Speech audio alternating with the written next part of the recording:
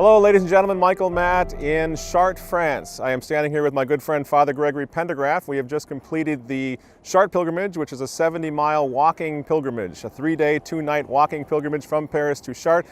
Father, let's start with you. What were your reflections on this year's pilgrimage? How did you think it went? Well, I think that the fact that they expected perhaps 10,000 and found 12 or 13,000 who were willing to make the walk shows that the changes in the world are speaking to Catholics that they need to be more public in their faith, to live it out, and to pray for the conversion of sinners. Yeah, I think that was so exciting. I mean, we saw so many young people. I know they say the average age of the Chartres pilgrimage, and this year that one of the numbers that they trotted out early on, when an estimate was 17,000. The average age is 20, but I got to tell you, I saw people even younger than that. Yeah. And what's so important for our viewers to understand is that this is the traditional Mass. On 100%, it's all about the traditional Mass, and not everyone here is a traditionalist, but their attitude is to try to integrate people and to introduce them to the traditional Mass and the traditional Catholic faith. What do you think about the effectiveness of that? In other words, they bring people in who maybe haven't even seen a traditional Mass before, but what they see happening, especially Monday this year, was Cardinal Burke saying the traditional Latin Mass has such a powerful impact. I would agree. I mean, even one of the local beggars actually at the front of the cathedral today, after he attended the Mass yesterday, and was able to recite what Cardinal Burke had spoken about. To me, the impression was made upon him that it was a fabulous thing.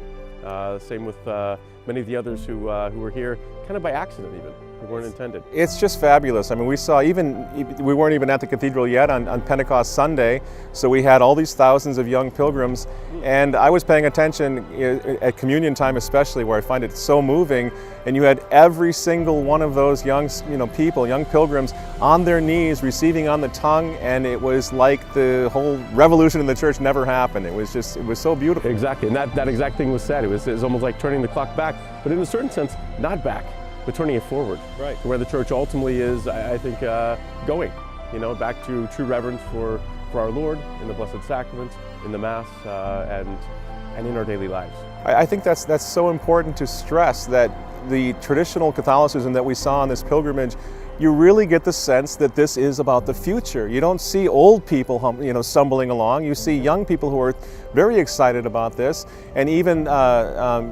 Miss Le Pen, who just lost the election here with the Front National, her niece, who's a very powerful political figure in France. She's made this pilgrimage many times, and you really see how this idea of putting the traditional Catholic thing on display is having a serious impact, even politically in France. Yeah. And as we passed people by in Paris, there was women, old and young, who at their thing said, "I'm signing up next year. I want to walk with you."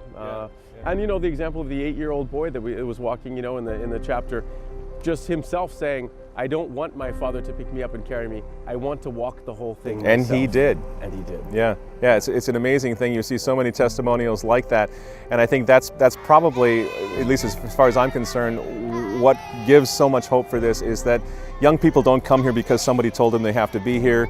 This is like the biggest weekend that many of them look forward to, and when they come, they share in the spirit of the Catholic thing. So, yeah, you have 12, 13,000 young people in a camp. And yet the wholesomeness of what goes on in that camp, there's no rock and roll music, there's no immodesty, there's none of that. It's just like they really understand that the Catholic thing, the way it always was for 1,000 years, is very attractive. Yes. And very beautiful and wonderful. I mean, the events that occur surrounding even the pilgrimage and all that goes into it are truly a sign of Christian charity in the greatest degree. What can you say, Father, about what to me was an extraordinary surprise? We knew about it a little while ago, but when we came into Chartres, it was announced that Cardinal Raymond Burke was going to be the celebrant, an American cardinal, first of all, which is, I think, the first time, and to have him celebrating this traditional Mass and the reception that he got from the French. He's a little bit beat up right now because of the strong stand that he's taking in favor of the family and marriage and so forth. What do you think might be the impact of having a person such as Cardinal Burke offer the Mass at this high-profile traditional event? Well, I think it's the same as any bishop or a cardinal or who steps up for what the church teaches. Mm-hmm. When they're willing to stand up for it, the faithful are going to stand behind them, and that's really the church speaking. They always talk about the sensus fidei, the census of the faithful. Sure. And ultimately, that's what I think we see here, is that when a man like the cardinal stands up for truth, stands up for those who are in the trenches fighting, then the faithful, of course, rise to support him. Absolutely. And there was something that was interesting because he not only did he say that the final Mass on Pentecost Monday, but he also showed up in the camp on Pentecost Sunday. Yeah. Now this is out in the middle of nowhere, tall grass, hot sun and everything else.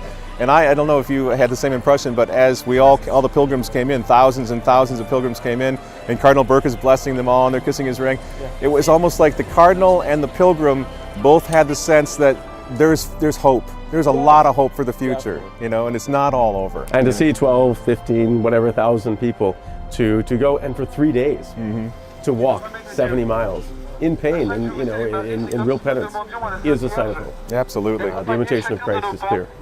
How are your feet, Father?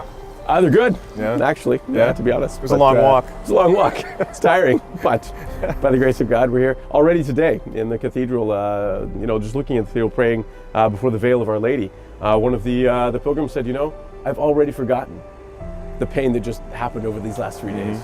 Just the joy of being in the presence of our Lord in the cathedral and having celebrated the Mass. Say something, if you will, Father, about that. The veil. I mean, this is one of the most important, and I don't know if it's the right term, but well-documented relics of Christendom. I mean, it really does go all the way back to St. Helena, and they process that veil into the cathedral for all the pilgrims to see, tears in their kneeling down, tears in their eyes, and so forth.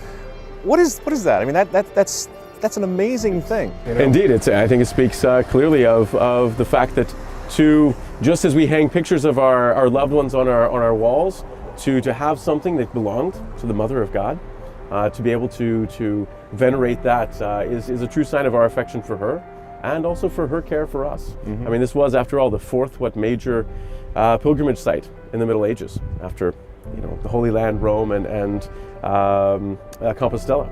And so today, it's coming back, and the notion that the devotion to Our Lady, which is so needed in a world which is saturated with the obsession with that which is impure, is so necessary. So I think the veneration of the veil of Our Lady, which symbolizes really that purity, that innocence, which God chose to be the instrument of bringing His Son into the world. And of course, the theme this year. Say something, if you will, about the theme of Our Lady, which I think it had to be somewhat of a connection. I know they had Our Lady of Fatima pilgrim statue processing the entire route as well. Yes. But that fits in with what you're saying, that this was all about devotion to Our Lady and begging Our Lady for intercession in a very difficult time in the world. Yes, exactly. And being the 100th anniversary of Our Lady of Fatima's apparitions, I think it's clear that we know that suffering comes.